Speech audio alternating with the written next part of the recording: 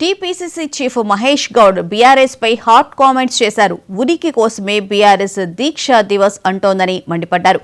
Sentiment కోసమే కోట్ల రూపాయలు ఖర్చు చేసి దీక్షా దివస్ కి సిద్ధమయ్యారంటూ విమర్శించారు. కేసీఆర్ దీక్ష పేరిట నాటకమాడి 8 రోజుల్లో విరమణ చేశారని, దీక్ష సమయంలో కేసీఆర్ ఫ్లూయిడ్స్ తీసుకున్నారని ఆరోపించారు. ఉద్యమంలో కేసీఆర్ ఒక పాత్ర మాత్రమే అన్నారు. యువకుల బలిదానాలతోనే తెలంగాణ వచ్చిందని, సోనియా దయ లేకుంటే కేసీఆర్ సీఎం అయ్యేవారా అంటూ ప్రశ్నించారు.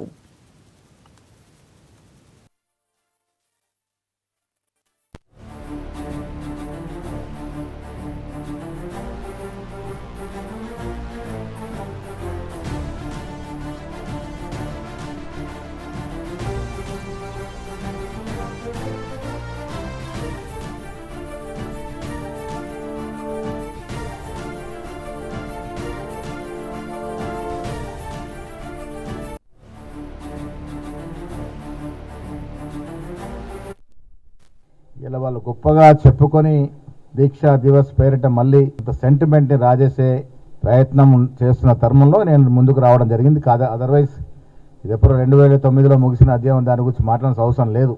కానీ ఏ రకంగా దీక్ష జరిగింది, కేసీఆర్ గారు దీక్ష చేశారు, పొలి నోట్లో తల పెట్టారు కాబట్టి తెలంగాణ వచ్చిందట.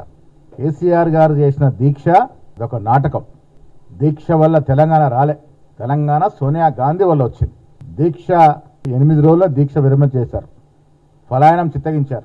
ఉస్మానియా యూనివర్సిటీ మొదలుకొని అన్ని యూనివర్సిటీల విద్యార్థులు, యువకులు ఉద్యమాన్ని చేపట్టిన సందర్భం.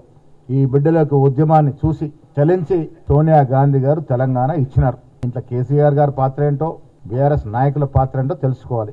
రకరకాల ఫ్లూయిడ్స్ తీసుకొని కాస్త 8 రోజులు ఫ్లూయిడ్స్ మీద దీక్ష చేసినారు. 4 లక్షల మంది చచ్చినా తెలంగాణ పోరు ఆగదు. ఎవరు చచ్చిండ్రు? కేసీఆర్. ఏ బిడ్డలు చచ్చిండ్రు? కేసీఆర్ కుటుంబంలో గాని, చుట్టూ పరిసర దూర బంధువుల్లో గాని ఎవరన్నా చనిపోయినరా? తండ్రి ఒక దిక్కు, కొడుకు ఒక దిక్కు, మేనలుడు ఒక దిక్కు, సడ్డకుని కొడుకు ఒక దిక్కు, బిడ్డ ఒక దిక్కు, చుట్టాలు ఒక దిక్కు, తాబేదారులుగా ఉన్నటువంటి ఆనాడు మంత్రులు, ఎమ్మెల్యే ఒక దిక్కు. ఏ రకంగా తెలంగాణ ఎన్ని రకాలుగా దోచుకున్నారో తెలంగాణ ప్రజలు మర్చిపోలే. ఇంత తెలంగాణ దోపిడీ గురి చేసి 7.5 లక్షల అప్పు చేసి పలాయనం చిత్తగించేలా ఫామ్ హౌస్ కి పరిమితమైతే మళ్ళేదో దీక్షల పేరిట కోట్ల రూపాయలు ఖర్చు పెట్టి ఉనికిని చాటుకునే ప్రయత్నం చేస్తా ఉన్నారో తెలంగాణ ప్రజలు తిరస్కరిస్తారు. గుర్తుపెట్టుకోండి. 2003 అసెంబ్లీ ఎన్నికలు ఏ రకంగా తిరస్కరించినారో, పార్లమెంట్ ఎన్నికలు ఏ రకంగా 0 సీట్లు ఇచ్చినారో, మొన్న జూబ్లీ హిల్స్ ఎలక్షన్లో ఏ రకంగా బుద్ధి చెప్పినారో అదే గతి కంటిన్యూ అవుతుంది.